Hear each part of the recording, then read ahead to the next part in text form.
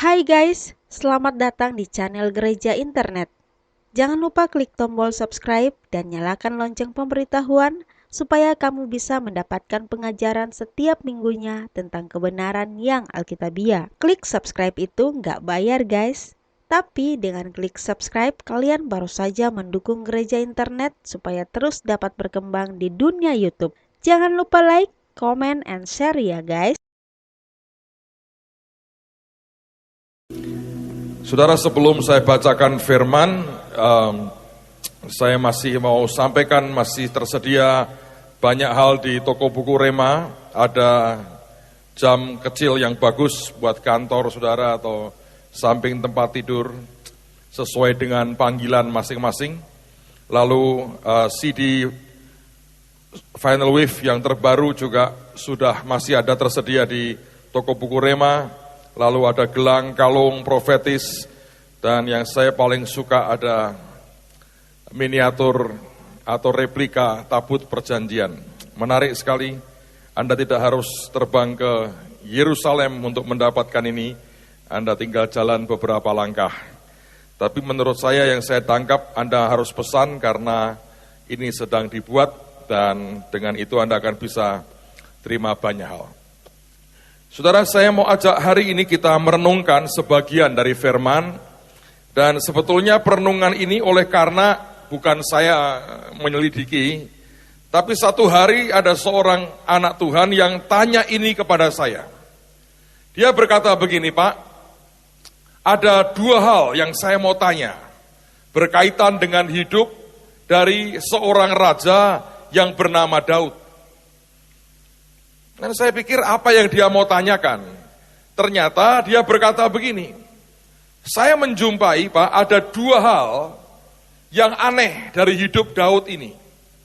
Yang menurut kacamata saya, ini masa begini. Gitu. Dan dia berkata, saya coba mengerti, tapi saya nggak ngerti. Lalu saya tanya, apa yang kamu nggak ngerti? Saya berkata, saya juga tidak yakin saya mengerti, karena sebetulnya firman itu kalau Tuhan tidak membuka mata rohani kita, tidak ada orang yang bisa mengerti. Lalu dia tunjukkan yang pertama. Sekarang saya mau ajak Anda langsung lihatlah. Di 2 Samuel pasal yang ke-12.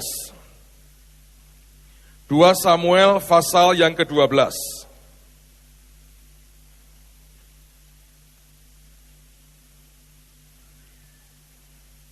Ayat yang ke-24 dan ayat yang ke-25. Kalau Anda membaca latar belakangnya, saudara mengerti Daud berzina dengan Batseba, lalu kemudian Uria dia bunuh pakai tangannya orang lain, dan kemudian anak yang dikandung Batseba lahir, akhirnya mati, lalu kemudian Daud menghibur lagi akan istrinya, dan ini yang kemudian terjadi. 2 Samuel pasal 12 ayat 24 dan ayat yang ke-25. Kemudian Daud menghibur hati Batseba istrinya, ia menghampiri perempuan itu dan tidur dengan dia, dan perempuan itu melahirkan seorang anak laki-laki. Lalu, Anda perhatikan ya, Daud memberi nama Salomo kepada anak itu. Titik. Kemudian dikatakan, Tuhan mengasihi anak ini. Dan dengan perantaraan Nabi Nathan, ia menyuruh menamakan anak itu Yedijah, oleh karena Tuhan. Dua ayat ini kalau Anda baca, kelihatannya nggak ada artinya. Tetapi kalau kita mau jujur, saudara, pernahkah sejak saat itu nama Salomo betul-betul diganti Yedijah? Diganti enggak, saudara? Hah? Alkitab nyebutnya Salomo atau Yedijah? Salomo kan? Itu berarti tidak ada pengumuman resmi dari Daud yang berkata, jangan panggil dia Salomo, tapi panggil dia Yedijah. Enggak ada. Sehingga kalau Anda membaca Tawarikh misalnya ya, atau raja-raja, saudara akan menjumpai tetap yang dipakai kata nama Salomo, bukan Yedija. Nah ini kan aneh, karena begini saudara ya, setiap kali Tuhan mengubah nama orang, kalau Tuhan mengubah nama orang, maka artinya Tuhan itu mengubah destininya. Tuhan bahkan mengubah takdir masa depannya. Tuhan bahkan mengubah akan nasibnya. Dan kalau kita membaca di Alkitab cukup sering Tuhan mengubah nama. Dia mengintervensi kepada nama orang dan dengan dia mengubah nama itu, maka nasib orang itu berubah. Saya harap Anda tidak lupa, orang pertama yang diubah namanya adalah Abram. The exalted father, Bapak yang terhormat, yang dimuliakan. Sebelum Abraham bisa punya anak, yaitu Ishak anak perjanjian, maka Tuhan mengubah namanya. Dari Abram menjadi Abraham. Sebetulnya ditambah dengan kata Yahweh di dalamnya, maka dari Abram berubah menjadi Abraham, father of many nations, bapak dari banyak bangsa. Lalu kemudian nama Sarai, dia ganti menjadi Sarah. Itu Tuhan yang memberikan. Nah, perubahan dua nama ini menghasilkan anak perjanjian. Artinya orang yang namanya diubah oleh Tuhan, sebetulnya Tuhan mau berkata, aku punya yang lebih baik daripada yang kamu pikir. Lalu saya ingat orang bernama Yakub. Nama Yakub artinya tukang jegal. Karena waktu lahir dia pegang tumit kakaknya. Ketika dia bergulat dengan Tuhan, dan dia menang loh.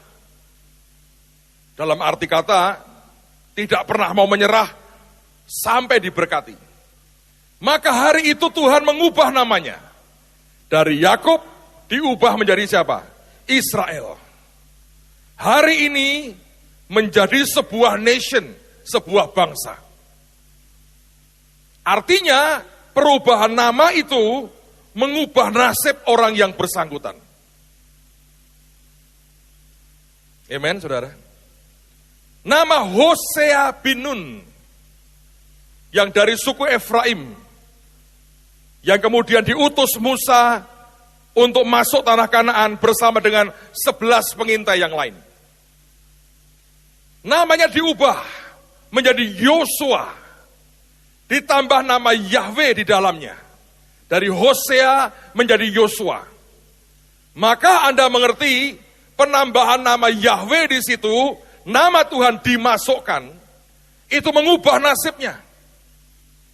Dan kita mengerti puncaknya adalah dia ditunjuk sebagai pengganti daripada Musa. Setiap kali terjadi perubahan nama, kita mengerti bahwa itu sebetulnya nama itu dirubah untuk mengubah akan nasib seseorang. Ketika Simon diubah jadi Petrus, Anda lihat hasilnya luar biasa. Bayangin dari buluh yang gampang terombang-ambing, jadi batu karang yang solid dan kuat. Itulah Tuhan kita. Ketika dia lahir ke dunia, dia ngomong harus diberi nama Yesus. Maka hal yang sama dengan Yohanes Pembaptis. Ketika lahir harus diberi nama Yohanes. Tuhan kita, Tuhan yang berurusan dengan nama sangat luar biasa.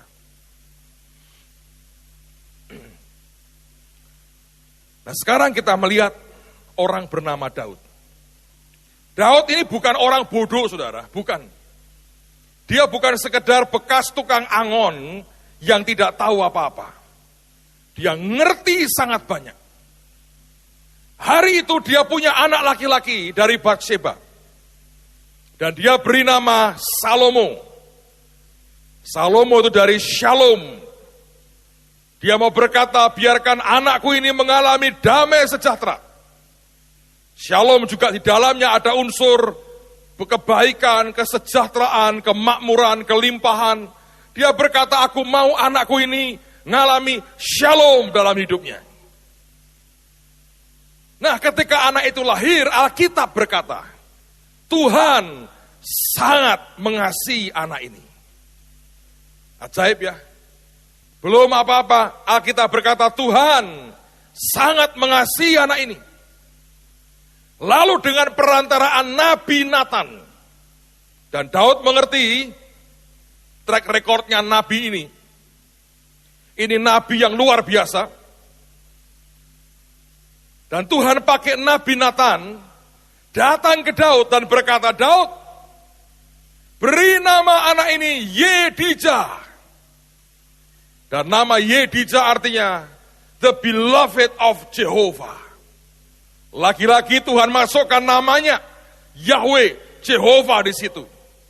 Dan Tuhan berkata, jangan hanya beri nama atau jangan beri nama Salomo. Beri nama Yedijah, the beloved of Jehovah, yang dicintai oleh Yehova. Anehnya, Daud tidak mentaatinya. Kenapa, saudara? Anak Tuhan ini ketika dia datang ke saya, dia bilang, Pak, coba baca ayat ini. Dan dia berkata, kenapa Daud tidak mentaati apa yang Tuhan perintahkan? Saya bilang, kenapa ya? Nggak tahu saya. Saya bahkan sudah sekian puluh tahun ikut Tuhan, baca ayat ini berkali-kali, nggak ada yang keluar. Saya pikir ya biasalah. Tapi dia tanya lagi. Di dalam kenyataannya ini Pak, Daud tidak mengubah nama itu. Dan tidak pernah Salomo dipanggil Yedijah, tidak pernah. Selalu orang menyebut Salomo, Salomo, Salomo, Salomo, Salomo, Salomo, Salomo. Padahal Tuhan yang berkata, ganti namanya menjadi Yedijah. Saudara, dalam hitungan detik sebetulnya, saya ngomong pertama, saya berkata, saya nggak tahu. Saya belum pernah mikir, saya nggak pernah ngeh bahwa ini terjadi seperti ini. Tapi di hati saya tanya Tuhan, ajari aku. Kenapa hamba-Mu ini sampai begitu? Saudara tahu apa yang terjadi? Pada saat itu juga roh Tuhan berkata begini, nak, kamu harus tahu, itulah manusia. Dia boleh berkenan di hati Tuhannya, tapi tetap dia manusia. Dan manusia sebagaimana lazimnya manusia, tidak ada orang tua yang ingin anaknya senasib dengan dia. Semua orang tua ingin anaknya lebih baik nasibnya daripada orang tuanya. Betul nggak, saudara? Lalu saya bilang, apa hubungannya? Lalu Tuhan menjelaskan begini, ini bagus sekali. Tapi sekaligus pembelajaran buat semua kita. Untuk senang dan mencintai didikan. Ketika Daud mendengar nama Yedijah, the beloved of Jehovah, dia tahu apa artinya dicintai oleh Tuhan. Sebab dia adalah pribadi yang merasakan cintanya Tuhan yang luar biasa. Dia seorang anak bungsu yang oleh orang tuanya pun nggak dianggap. Nggak. Ketika Samuel datang ke rumah Isai, dia berkata, aku mau ketemu dengan semua anakmu. Semua dipanggil kecuali Daud. Artinya nggak dihitung sama sekali. Sampai ada orang berkata gini, ini para penafsir ya, mungkin anak gunde ini. Seperti Yeftah. Tapi yang jelas, dia nggak pernah dipanggil. Dia menggembalakan kambing domba di luar, sementara yang lain tinggal di rumah. Di tengah-tengah keadaan seperti itulah, tiap kali mazmurnya keluar, dia memuji Tuhan, dia kenal hadirat Tuhan, dan dia tahu dia dicintai oleh Allah Jehovah. Dan cintanya membuat urapannya turun, dia mengerti itu. Cintanya membuat dia mengalahkan Goliat, dia mengerti itu. Cintanya membuat dia jadi menantu raja, diberi uang yang banyak, dan keluarganya bebas pajak, dan dia mengerti itu. Cintanya membuat dia jadi pemimpin pasukan, dan tiap kali dia perang, selalu dia menang, dan Daud mengerti itu. Tapi juga cintanya membuat mertuanya melemparkan tombak beberapa kali ke arahnya. Juga cintanya yang membuat dia belasan tahun menggelandang dengan ratusan orang yang sama susahnya dengan dia. Tidak ada orang hebat yang tadinya bergabung. Yang ada cuman keluarganya. Orang-orang yang utang gak bisa bayar. Orang-orang yang sakit hati. Orang-orang yang bermasalah bergabung bersama dengan dia. Dan kalau Anda membaca, sempat dia titipkan kedua orang tuanya kepada orang Amalek kalau nggak salah. Dan berkata, aku titip orang tuaku sampai aku tahu apa yang akan Tuhan perbuat kepadaku. Di sebuah titik dia nggak jelas lagi. Ujungnya akan jadi apa hidupku ini. Dan dia mengerti akhirnya, itulah namanya dicintai oleh Jehovah. Karena kalau Tuhan mencintai kita, maka Tuhan mulai merencanakan hal-hal yang ajaib dalam kehidupan kita. Maka Tuhan mulai mendesain kita begitu rupa, jadi orang yang hebat, jadi kebanggaannya. Tapi dia sebagai orang tua dia mengerti, didesain Tuhan dengan hebat artinya, melewati tahun-tahun yang mengerikan, melewati yang namanya nyaris mati, nyaris ditangkap, nyaris dipermalukan, itu berkali-kali dalam hidupnya. Ketika Tuhan berkata, beri nama dia Yedijah, ada yang gentar di hatinya. Dan dia berkata, Tuhan, janganlah, biar Shalom saja lebih enak. Biar aku saja yang sudah ngalami, anakku jangan. Biar Shalom saja. Saudara, mungkin sebagian dari saudara setuju dengan Daud. Yolah Pak, daripada gelandangan kayak gitu, pura-pura gila, ya toh, air liurnya sengaja dilewer-lewerin kayak orang ayan begitu. Terus garuk-garuk begitu kayak orang edan. Daripada begitulah Pak, kan enak ini Salomo. Duitnya banyak, istrinya banyak, istananya hebat, terkenal, pinter, Shalom. Sebagian akan berkata, wah puji Tuhan ya, Daud bapak yang baik. Saudara, tapi kalau kita berhenti mencintai didikan, saudara tidak akan pernah bisa mencapai apa yang Tuhan mau. Jangan salah, di masa tuanya, Salomo menyembah berhala. Jangan salah, di akhir hidupnya, mulai timbul pemberontakan. Jangan salah, begitu dia mati, kerajaan pecah jadi dua. Dia tidak bisa mewarisi kebesaran ayahnya.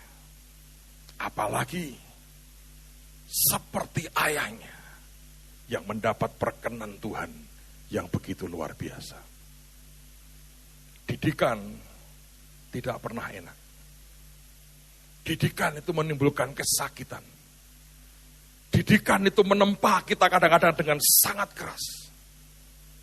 Didikan membuat kita bisa tidak nyaman bertahun-tahun.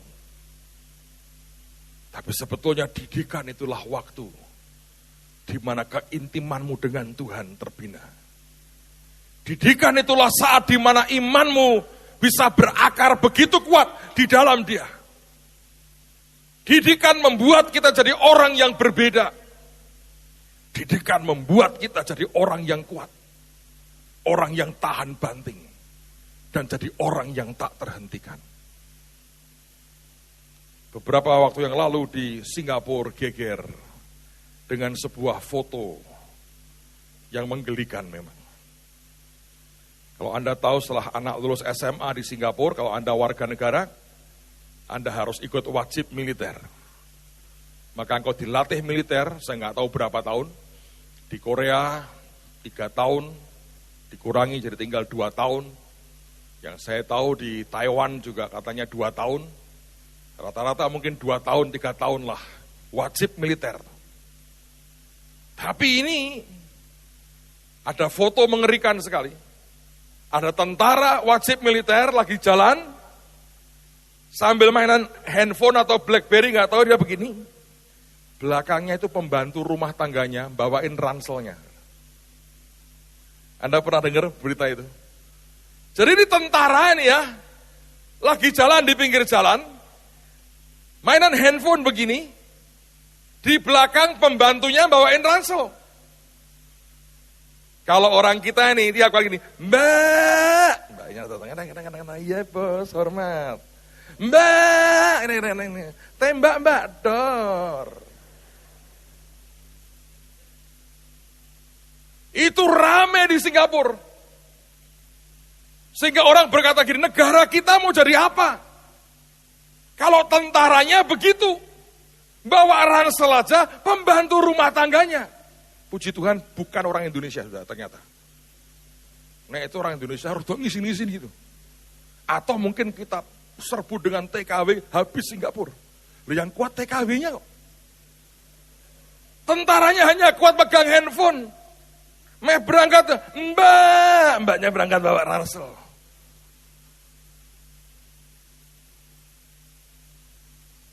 Sampai ribut, rakyat itu ribut. Dengan foto itu ribut. Dicari loh, siapa ini? Ketahuan lah. Dan itu jadi bahan olo-oloan berminggu-minggu. Bahan perdebatan di televisi. Seperti inikah tentara kita? Negara sudah kecil, bawa ransel aja, TKW yang suruh bawain, saudara. Sialnya kecepret orang iseng, saudara. Masukin di internet. Geger satu pulau. Kalau kita tidak mencintai didikannya, kita akan mengalami kerugian yang sangat besar. Saya berdoa, kita adalah orang-orang yang mencintai didikan. Sebab kalau kita tidak cinta didikan, ya seperti itu. Jadi orang yang lembek, jadi orang yang tidak bisa menghadapi apapun. Dan Daud lupa, dia bisa begitu kuat karena didikan itu. Tapi manusianya bangkit waktu itu. Dia membayangkan semua kesulitan, semua penderitaan, semua kesusahan yang dia alami. Dia berkata, jangan sampai anakku ngalami itu. Dia berkata, aku sudah bayar, cukup aku saja. Dia lupa, Anda boleh seorang profesor, anakmu tidak sekolah, coba bisa nyosor, saudara. Tidak jadi profesor. Ya. Hari itu ada yang aneh dengan Daud. Dia seperti berkata, Salomo aja. Yang penting shalom. Tapi dia tidak pernah bisa melihat cucunya melanjutkan tahtanya. Sebab kerajaan terpecah jadi 2. Saya berdoa, Tuhan akan bangkitkan umat di tengah-tengah kita. Yang tetap mau dididik oleh Tuhan. Didikan tidak pernah enak. Kapan hari saya nonton dengan anak saya DVD. Facing The Giants. Ini cerita tentang tim football Amerika. Dari sekolah Kristen yang tidak pernah juara. Nomor 6, nomor 7 jelek. Sampai pelatihnya hampir dipecat, saudara. Di tengah-tengah keadaan seperti itu dia cari Tuhan, dia baca Alkitab. Lalu dia terapkan itu di antara anak-anaknya. Ada satu yang paling gede itu. disuruh sambil merangkak dengan tangan berdiri begini. Tapi temannya disuruh dipanggul di belakang. Dan ini beratnya itu sudah berapa puluh kilo, kan gede-gede itu. Dia bilang, coba kamu hanya 20 langkah, tutup matanya. Dipaksa terus, ayo lagi, ayo lagi. Yang dia sudah berkali-kali berkata, nggak kuat, aku nggak kuat, aku nggak kuat, aku nggak kuat. Terus dikasih spirit, saudara. Ternyata tenaganya masih hebat. Dia bisa sampai ujung ke ujung dia selesaikan. Dan pada waktu final penentuan, justru latihan seperti itulah membuat sekolah dan tim ini jadi juara. Bayangin kalau pelatihnya berkata gini, ya sudah besok latihan jam berapa coach? Ya sebangunnya lah, bangun jam 8 ya jam 8, bangun jam 2 ya jam 2. Pokoknya seenaknya ya atur dirimu sendiri. Mainnya gimana? Larilah semaumu, sambil guling-guling boleh, sambil ini boleh.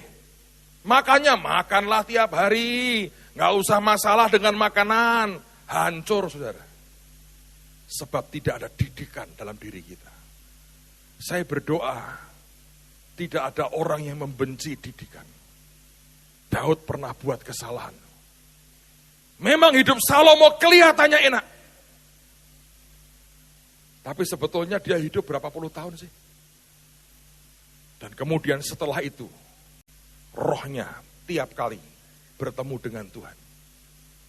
Saudara pikir perjumpaan pertama dengan Tuhannya setelah dia mati, itu perjumpaan yang menggembirakan? Saya nggak yakin. Ada perasaan penyesalan yang luar biasa. Walaupun saya percaya Salomo tetap selamat. Tapi penyesalannya ini nggak pernah bisa dibayar dan ditebus dengan apapun. Jangan pernah tidak mencintai didikan, saudara.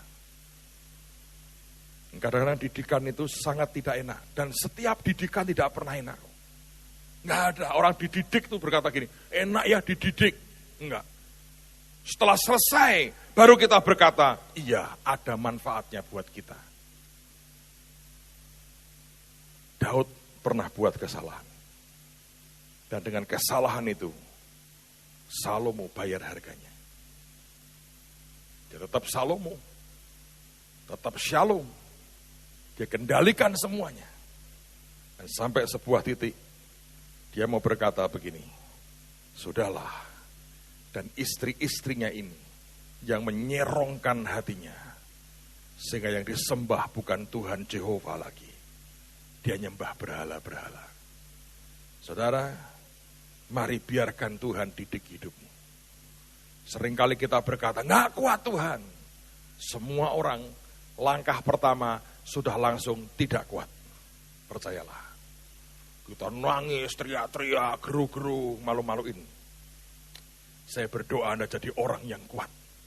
Dan berkata, Tuhan sumber kekuatanku.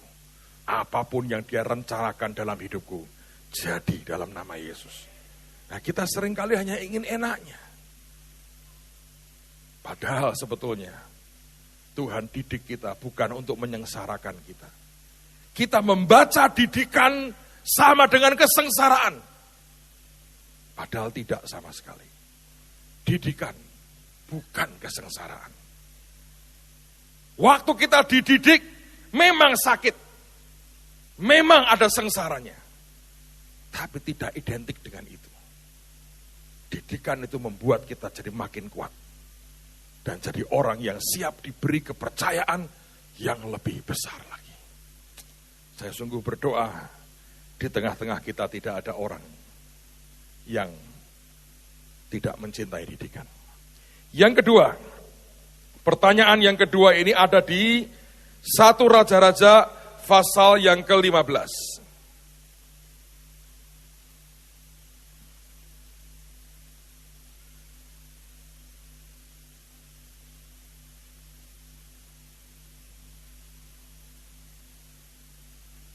Lihat mulai ayat yang pertama sampai ayat yang kelima.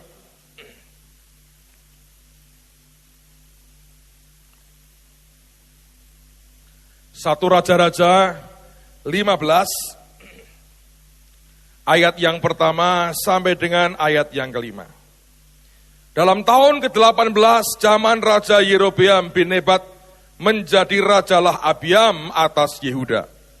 3 tahun lamanya ia memerintah di Yerusalem. Nama ibunya ialah Maaka, anak Abisalom.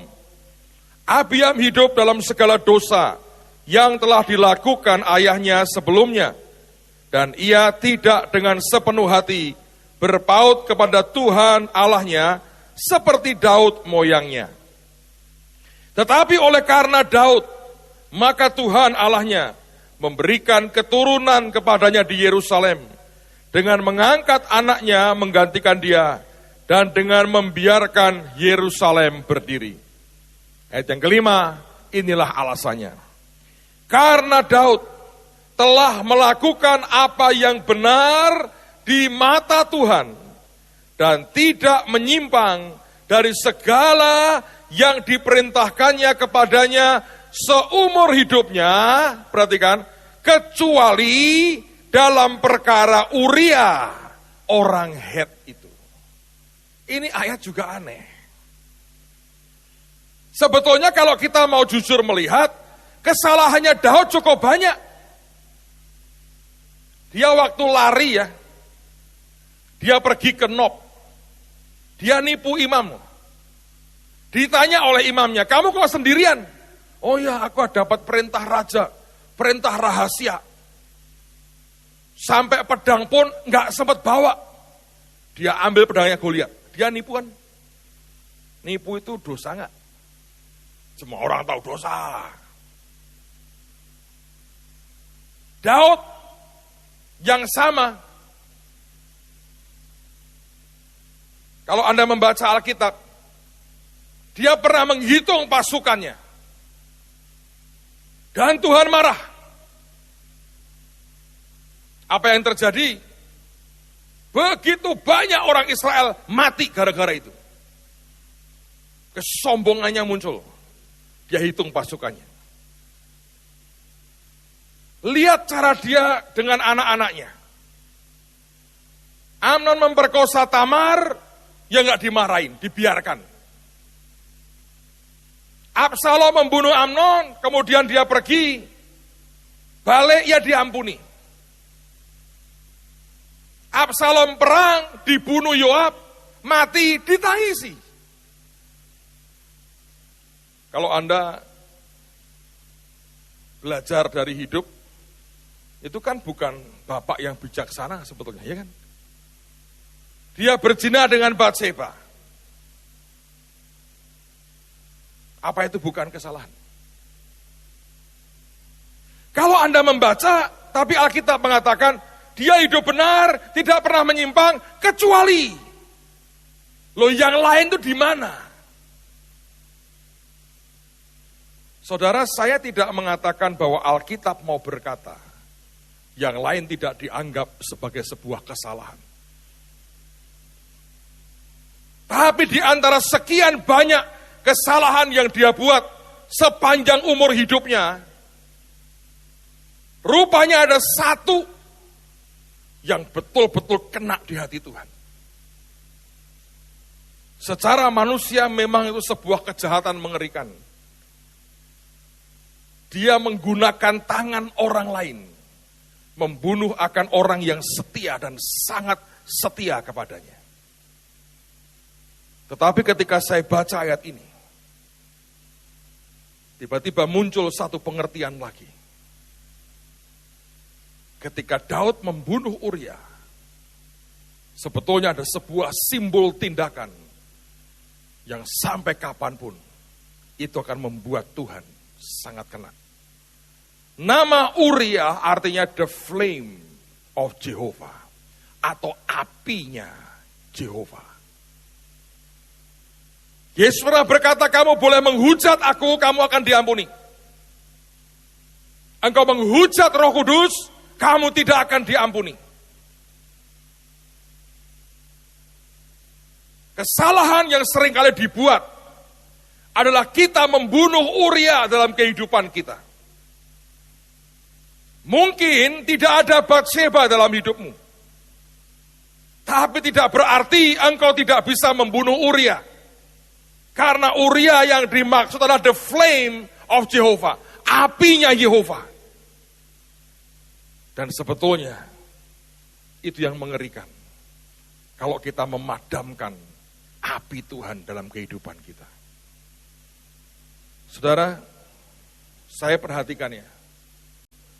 Orang Kristen itu aneh sekali. Aneh. Tiap kali dia mengalami apapun yang tidak enak. Yang dikorbankan Tuhan. Yang dipadamkan Tuhannya. Aneh. Ada yang mengalami kesulitan keuangan. Bertahun-tahun susah. Ngomongnya apa? Enggak, Tuhan-Tuhanan sekarang. Ya kan? Bukannya tanya kenapa gua begini. Enggak, aku sudah bener. Enggak, Tuhan-Tuhanan. Dia kecewa sama orang lain. Mungkin karena sikapnya atau apanya. Sama. Gak, gereja-gerejaan. Apa itu sebetulnya? Membunuh Uria dalam kehidupan kita. Dan memang itu setan paling suka. Ya betul, kompori. Buat apa? Padahal, coba pikir baik-baik. Satu hari toh, engkau mau bertahan berapa lama dengan berpaling dari Tuhan? Satu hari tiba-tiba, engkau akan berhadapan muka dengan dia. Dan hari itu, tidak ada siapapun bisa engkau salahkan. Itu keputusan kita dengan Tuhan sendiri. Saya kadang-kadang gak bisa mengerti lah. Apapun yang berkaitan dengan bau kekristenan yang mengecewakan kita, membuat kita dengan gampang berpaling dari Tuhan. Dan seakan-akan kita mau berkata, semua salahnya dia. Tuhan yang harus bayar semuanya. Hidup ini ya saudara ya, rapuhnya luar biasa. Rapuh. Hidup ini rapuh. Kita ini kalau nggak dipegangi Tuhan, sekejap habis. Anda masih ingat peristiwa minggu lalu? Speaker kebakar satu. Kalau enggak Tuhan, saya kadang-kadang setelah selesai itu ya, ada banyak evaluasi sih kami buat di belakang. Tapi buat saya bilang begini, Tuhan, iya ya, bangun bertahun-tahun dengan susah payah. Bisa dengan sebuah percikan kecil, semua habis. Kecuali Tuhan berkata, tidak habis. Tidak bisa. Hidupmu dan hidup saya itu seperti itu. Selama Tuhan masih berkata, engkau hidup dan tidak mati, engkau hidup, saudara. Selama dia berkata, engkau tidak akan bangkrut, tidak akan bangkrut. Selama dia berkata, engkau akan naik lagi, engkau akan naik lagi. Tapi kalau yang ucapannya itu mengubah nasibmu, engkau tinggalkan. Engkau berpaling daripadanya karena orang lain buat kesalahan. Itu kan sebuah kebodohan. Iya kan? Aneh itu orang Kristen itu. Tapi kenyataannya begitu.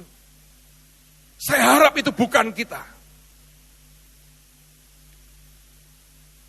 Karena begitu banyak orang yang dengan gampang itu kecewa. Lalu dengan kekecewaannya dia matikan the flame of Jehovah. Saya bertemu dengan seseorang. Kami 2 tahun lalu baru buat retreat. Bukan retreat, reuni. 30 tahun berjalan bersama Yesus. Ada seorang saudara ikut datang. Menurut saya dia orang yang 30 tahun, 32 tahun lalu. Aktivis yang lebih hebat sekali. Saya masih ingat tuh, aktifnya luar biasa. Waktu ketemu sudah nggak karu-karuan wajahnya. Mau datang, mau kumpul sama yang lain aja nggak bisa. Susah buat dia. Dan dia mendatangi saya, dia berkata, tolong injili aku. Injili aku. Aku bilang, ayo bertobat. Piye? Gak bisa. Aku gak bisa lagi. Baca Alkitab, sudah gak bisa. Doa gak bisa. Maaf nih, badannya bau rokok semua. Kalau bau dupa yang harum, bagus. Enggak. Injili aku. Loh, 32 tahun lalu, kamu buat KKR, kamu nginjili aku. Masa 32 tahun kemudian, kamu minta aku nginjili kamu? Ayo geleng-geleng.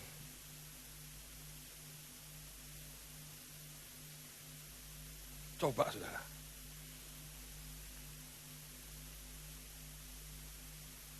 Kalau api itu padam ya, nyalakannya lagi itu mahalnya luar biasa. Butuh perendahan hati yang ajaib. Dan ternyata tidak mudah. Makanya kalau Anda baca di Alkitab ya, mezbah Tuhan itu, pagi dan petang apinya harus tetap menyala. Bagaimana caranya? Taruh korban, terus taruh korban. Hidup kita ini loh, yang tiap saat harus ditaruh di mezbahnya. Jangan pernah bunuh Uria yang di dalam hidup kita. Ada the flame of Jehovah yang harus Anda pertahankan di sini. Saya melihat orang-orang yang sudah padam, sedih sekali. Bahkan tidak tahu untuk apa dia hidup. Kalau sudah jadi miliarder, orang paling kaya nomor berapa di Indonesia itu, lumayanlah mending. Enggak juga toh. Jadi mau di mana sekarang? Makanya belajar, saudara. Kebaskan semua yang bukan dari Tuhan. Saya masih ingat satu hari, saya dengan Pak Sugi itu membakar sesuatu logam. Datang ke tukang las.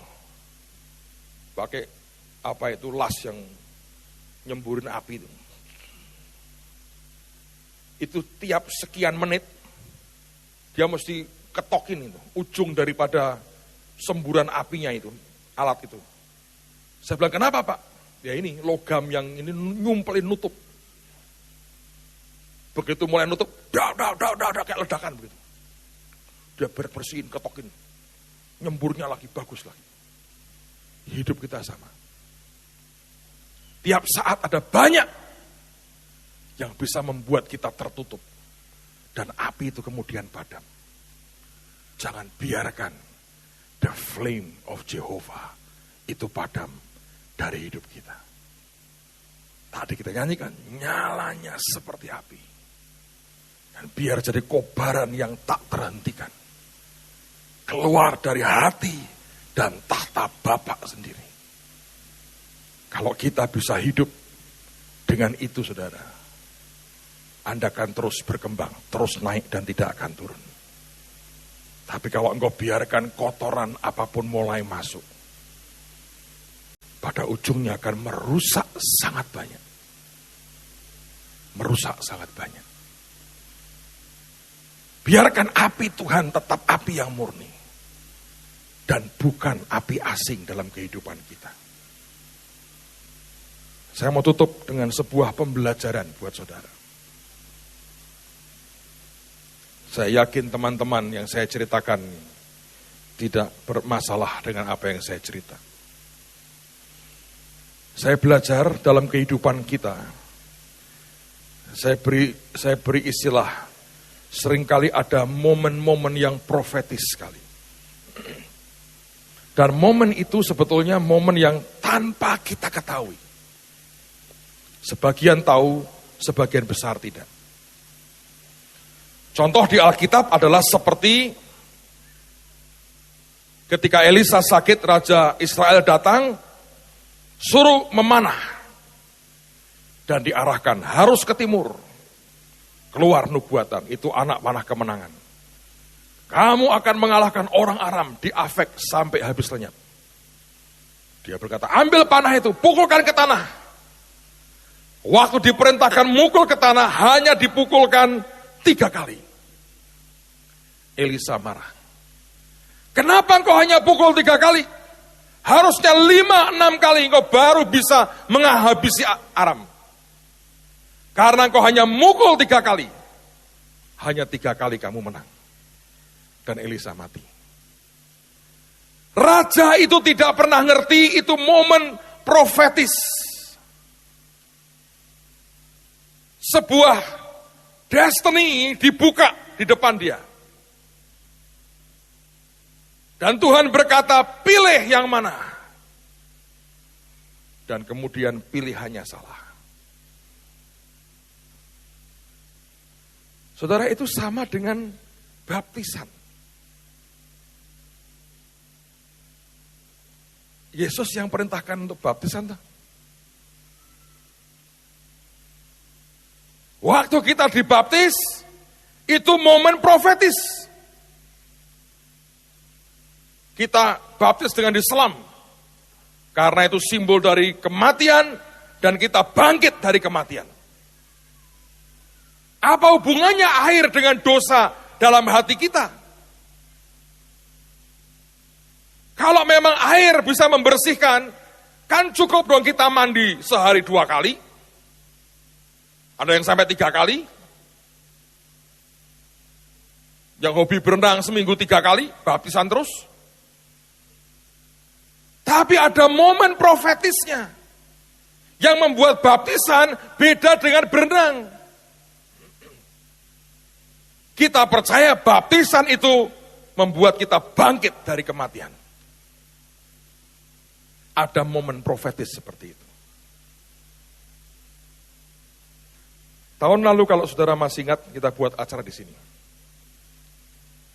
Ada kejadian yang saya mau cerita kepada saudara.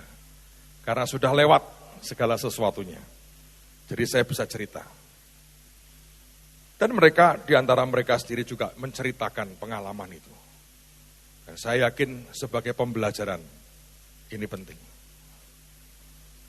Tiap kali kita buat acara, setiap kota menampilkan tarian. Tidak ada yang perintahkan, yang namanya manusia. Penyakit para murid nurun sampai abad 21. Kalau Anda lihat tarian, 5-6 kota, 6 kelompok, masing-masing muncul tariannya. Tanpa disadari, lama-lama akan berkata gini, orang berkata gini, wah yang paling bagus yang ini, wah yang paling keren yang ini. Itu suara itu akan terdengar. Seperti Saul kan, dengar. Saul mengalahkan beribu-ribu. Daud berlaksa-laksa, panas telinganya, masalah. Nah rupanya, hari itu terjadi sesuatu. Yang pertama ada pertandingan bola yang kita buat. Dan kita agak nakal sih. Kita tahu kita pasti menang lah saudara. Karena yang kita pasang bukan hanya staff. Kalau yang kita yang main bola, saya, Pak Marso gitu ya kira-kira kita kalah ya Pak. Tapi kalau yang kita pasang itu asisten pelatih itu kan, ya kita sudah ngerti tinggal kita berbelas kasihan mau dikasih nilai berapa kan begitu. Kecuali ada keajaiban, saudara. Malaikat pendukung mereka ya lain cerita. Bola. Udah kan main bola. Nah ini yang terjadi. Hari pertama tarian dari kota mana. Menjelang hari terakhir. Itu tariannya Mahanaim. Nah kurang 1 hari. Setelah malam kedua selesai. Kurang 1 hari. Mereka itu ngomong begini, enggak semua sih, beberapa ngomong begini. Nanti lihat kalau Mahanaim tampil. Hari itu mereka mau memberikan kejutan. Nanti lihat kalau Mahanaim tampil. Omongan itu saja sudah berkata begini. Lihat kami. Itu kan sebetulnya orang mau show tuh. Lupa bahwa acara seperti itu adalah momen profetis. Narilah mereka. Apa yang terjadi, saudara? Enggak karu-karuan. Tidak karu-karuan. Saya itu sudah belajar gini. Kalau hati ini sudah mulai mau pamer ya, malah enggak karuan. Saya buka rahasia sedikit, saudara ya. Ini karena yang saya ceritakan sudah dipanggil pulang, jadi saya ngerasa enggak masalah. Dulu kita ini mulai dengan persekutuan, namanya kebaktian karismatik. Di gedung pemuda, sekarang di gedung Aztek. Itu dulu bekas penjara Jepang. Disewakan, jelek banget. Tapi murah. Sekali sewa Rp25.000. Saya masih ingat itu. Nah dulu kita ini punya namanya band Sangkakala. Itu menurut saya merajai kota Semarang, Jawa Tengah, kita berani bertanding lah. Orang-orangnya hebat-hebat lah. Pokoknya itu namanya band Sangkakala. Yang sisa tinggal Pak Ardian. Yang lain, ya Ripkah kemudian bergabung belakangan. Tapi zaman itu tuh band Sangkakala. Kalau orang Kristen kawin bisa ngundang band Sangkakala. Wah itu luar biasa. Saya MC-nya loh saudara. Pernah nge-MC ini wong kawin saya ini. Saya ini pengalaman kerja banyak. Ngepel gereja segala macam tak lakoni. MC-nya saya itu. Tapi itu bukan cuma MC tok. Sambil nginjil sebetulnya. Tiap lagu dikasih pengantar. Isinya penginjilan. Memang hatinya itu untuk Injil. Dan kalau sebetulnya ya ditandingin sama grup-grup band, persekutuan lain, gereja lain, selewatlah. Jam terbang kami tinggi, muter terus dari kota ke kota. Kalau KKR tuh dulu ya band Sangkakala. Lama-lama band Karepe Dhewe, band kono, band Rasano itu dulu band Sangkakala dulu. Satu hari saudara, inilah kesombongan yang mengerikan sekali. Persekutuan kami itu mau ngundang almarhumah Ibu Sebaja. Beliau dulu kalau khotbah kan luar biasa. Dengan suara khasnya yang bergetar itu baru ngomong itu di hati sudah diaduk-aduk. Kita ngundang. Nah, waktu itu, zaman itu loh ya, jangan cita-cita. Zaman itu, mereka juga berat, pujian, penyembahnya berat. Saya walaupun tidak ikut komentar, tapi saya duduk di situ. Anak-anak ini ngomong begini. Nanti malam sapa sing khotbah dengan gaya ini. Wong kita ini disebut orang-orang hebat zaman akhir kata Pak Adi Sutanto. Karena apa? Saking buatnya dia sama kita. Menurut saya itu sombongnya luar biasa. Oh Ibu Sebaja. Ya ini bagus nih. Kita tunjukkan ke beliau ya. Bagaimana pujian yang dulu nggak ngerti hadirat Tuhan. Yang ngangkat itu kayak apa? Jangan kayak biasa gitu. Tunjukkan ke dia, ke beliau. Pujian yang ngangkat. Loh, saya kan duduk di situ, saya sambil mantuk-mantuk, setuju juga. Iya, benar juga. Itu semua itu orang tua kadang buat kegoblokan yang luar biasa. Tapi ini rahasia kita, saudara. Ojo mbok cetak-cetak orang. Betul, sorenya datang Ibu Sebaja, puji-pujian. Saya lupa siapa yang mimpin. Pasti bukan Pak Timotius lah menurut saya. Orang karu-karuan saudara. Tidak karu-karuan. Beratnya luar biasa. Dipompa. Sudah setengah jam lebih. Capek tok. Akhirnya terpaksa tok. Siapkan hati terima firman Tuhan. Nah, zaman dulu tuh song leader tuh begitu. Kalau sudah nggak kuat, nggak ngangkat, firman aja. Kayak pendeta nih saudara. Terserah mau jadi apa. Majulah Ibu Sebaja. Diajak kita nyanyi. Begitu dia yang mimpin pujian. Hadirat Tuhan luar biasa. Saya bilang rasakno kowe. Ya, saya masih ingat sampai hari ini.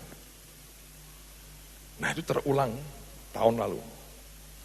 Beberapa ngomong ini. Kita lihat nanti kalau Mahanaim tampil orang karo-karuan.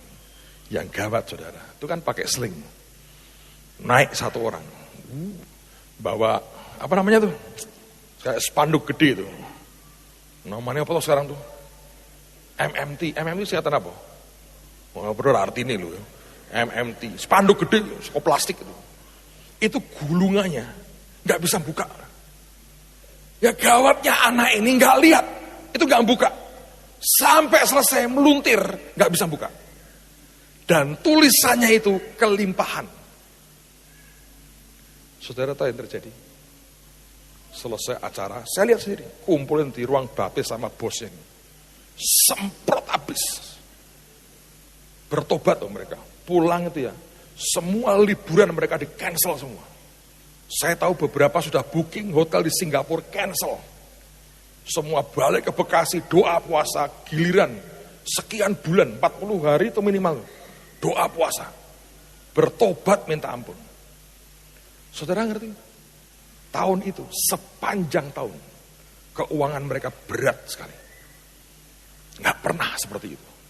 Sepanjang tahun, keuangannya berat. Kelimpahannya meluntir. Ada momen profetis seperti itu. Yang kalau Tuhan berkata, ini waktunya, itu bahaya sekali. Bukan soal meluntirnya itu. Sikap hatinya salah. Itu api asing. Itu bukan the flame of Jehovah. Tapi the flame of pride menurut saya. Api kesombongan. Karena itu, mari cintai didikan. Dan yang kedua, jangan pernah padamkan api Tuhan dalam hidup kita. Amen. Mari berdiri sama-sama. Naikkan lagu tadi, nyalanya bagai api. Dan mari percaya ada anugerah Tuhan yang kuat hari ini. Dan sambil siapkan diri terima tubuh dan darah Kristus. Dan mari percaya Tuhan akan kerja. Nyalanya bagai api, tak terhentikan, terus mengalir dari hati Bapa. Berikan cintamu, mengenal cintamu, hidup dalam gelora hatiku, mengalirkan kasih-Mu. Thank you Lord. Keluarkan cinta dan gelora-Mu, bersaut-sautan serukan lawatan. Kelembutan-Mu yang tak berhentian, tak pernah datang menerobos.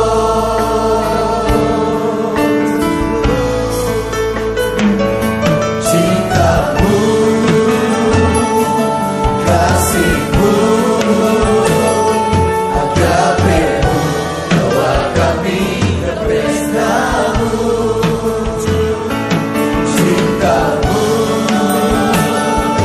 kasih-Mu, agape-Mu, bawa kami ke pesta-Mu.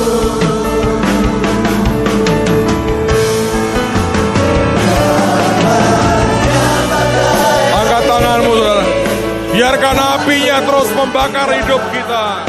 The flame of Jehovah akan memurnikan kita, membuat kita makin cinta didikan Tuhan. Tuhan turunkan apimu, bakar lebih kuat. The flame of Jehovah. Ya. Bagai api yang tak terhentikan, terus mengalir dari hati Bapa.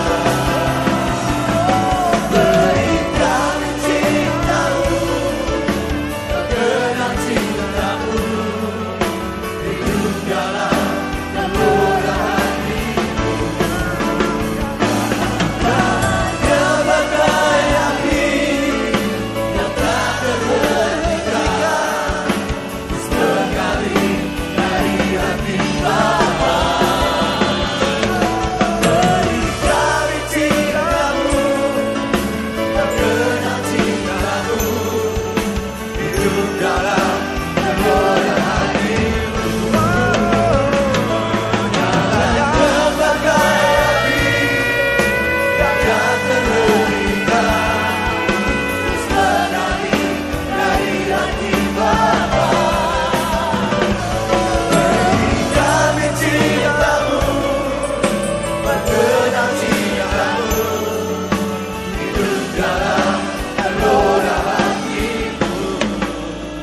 berikan kasih.